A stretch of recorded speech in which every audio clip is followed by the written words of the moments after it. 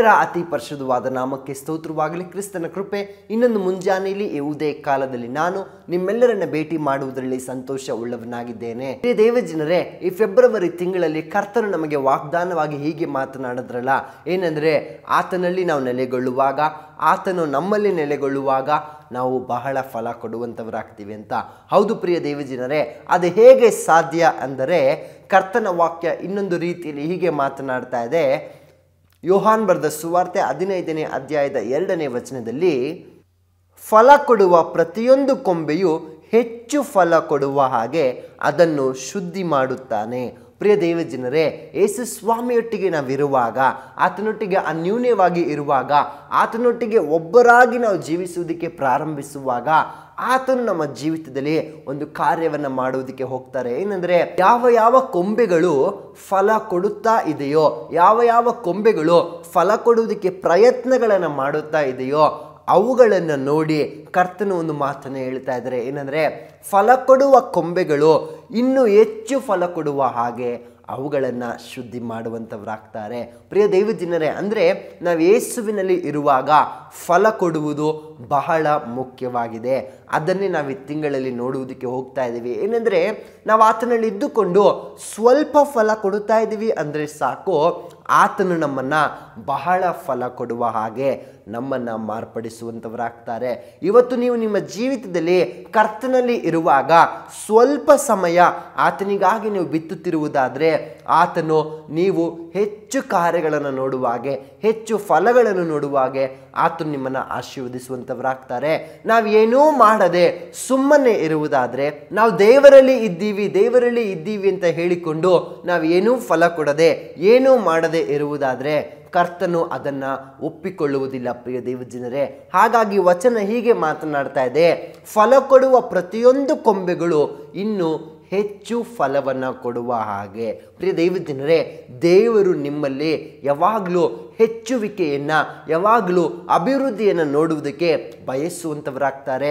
ಆ ಬಯಸುವಿಕೆ ದೇವರಿಗೆ ಉಂಟು. ಏನೆಂದರೆ ನನ್ನ ಮಕ್ಕಳು ಹೆಚ್ಚಾಗಿ ಆಶೀರ್ವಾದದಲ್ಲಿ ತುಂಬಬೇಕು, ನನ್ನ ಮಕ್ಕಳು ಹೆಚ್ಚಾಗಿ ಫಲಗಳಿಂದ ತುಂಬಬೇಕು, ನನ್ನ ಮಕ್ಕಳು ನಿನ್ನೆಗಿಂತ ಇವತ್ತಿಗಿಂತ ನಾಳೆ ಅವರು ಹೆಚ್ಚೆಚ್ಚಾಗಿ ಬೆಳೆಯುವವರಾಗಬೇಕು ಅನ್ನುವುದು ಯೇಸು ಸ್ವಾಮಿಯ ಒಂದು ಆಸೆ, ಬಯಕೆಯಾಗಿದೆ.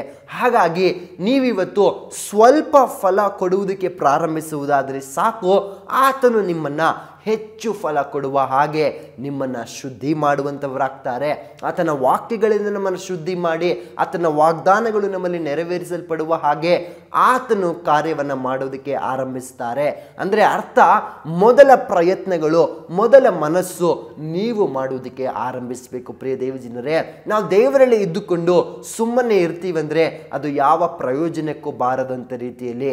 ಹಾಗಾಗಿ ವಚನ ಹೇಳುವ ಪ್ರಕಾರ ನಾವು ಆತನಲ್ಲಿ ಇದ್ದುಕೊಂಡು ಫಲ ಕೊಡುವವರು ಆಗುವುದಾದರೆ ದೇವರು ನಮ್ಮನ್ನು ನೋಡಿ ಹೆಚ್ಚು ಫಲ ಕೊಡುವ ರೀತಿಯಲ್ಲಿ ಈ ತಿಂಗಳು ನಿಮ್ಮನ್ನು ಆಶೀರ್ವದಿಸುವಂಥವರಾಗ್ತಾರೆ. ವಚನ ಸುಂದರವಾಗಿ ಹೇಳ್ತಾ ಇದೆ, ಫಲ ಕೊಡುವ ಪ್ರತಿಯೊಂದು ಕೊಂಬೆಗಳನ್ನು ಆತನು ನೋಡಿ, ಈ ಕೊಂಬೆ ಫಲ ಕೊಡುವುದಕ್ಕೆ ಪ್ರಯತ್ನ ಮಾಡ್ತಾ ಇದೆ, ಈ ಮನುಷ್ಯ ಫಲ ಕೊಡುವುದಕ್ಕೆ ಮನಸ್ಸು ಮಾಡ್ತಾ ಇದ್ದಾರೆ ಅಂತ ನೋಡಿ ದೇವರು ನಿಮ್ಮ ಪ್ರಯತ್ನಗಳನ್ನು, ನಿಮ್ಮ ಪ್ರಯಾಸಗಳನ್ನು ನೋಡಿ ಅದನ್ನು ಹೆಚ್ಚುವಂತೆ ದೇವರು ಮಾಡ್ತಾರೆ.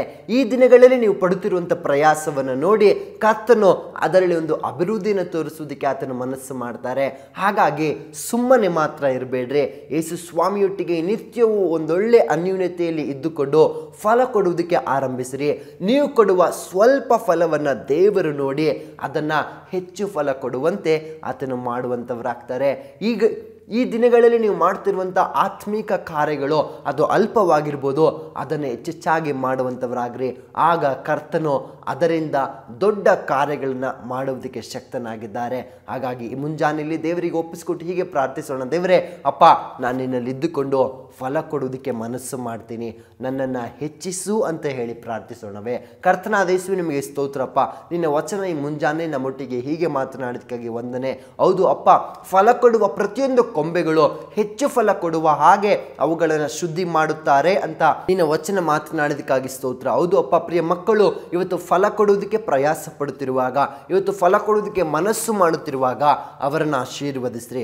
ಅವರು ಅವರ ಜೀವಿತದಲ್ಲಿ ಹೆಚ್ಚು ಫಲವನ್ನು ನೋಡುವ ಹಾಗೆ ಸಹಾಯ ಮಾಡು, ಹೆಚ್ಚು ಅಭಿವೃದ್ಧಿಯ ಕಾರ್ಯಗಳನ್ನು ನೋಡುವ ಹಾಗೆ ಸಹಾಯ ಮಾಡು. ಅವರು ಮಾಡುತ್ತಿರುವ ಪ್ರಯಾಸಗಳಲ್ಲಿ ದೊಡ್ಡ ಪ್ರತಿಫಲಗಳನ್ನು ಅವರಿಗೆ ಕೊಟ್ಟು ನಡೆಸ್ರಿ, ಆಶೀರ್ವದಿಸು. ಈ ದಿನವೆಲ್ಲ ನಿನ್ನ ಕೃಪೆ ಅವರ ಹಿಂಬಾಲಿಸಲಿ. ಯೇಸು ಕ್ರಿಸ್ತನ ನಾಮದಲ್ಲಿ ತಂದೆಯೇ, ಆಮೇನ್ ಆಮೇನ್. ದೇವರು ತಾನೇ ನಿಮ್ಮನ್ನು ಆಶೀರ್ವದಿಸಲಿ. Thank you.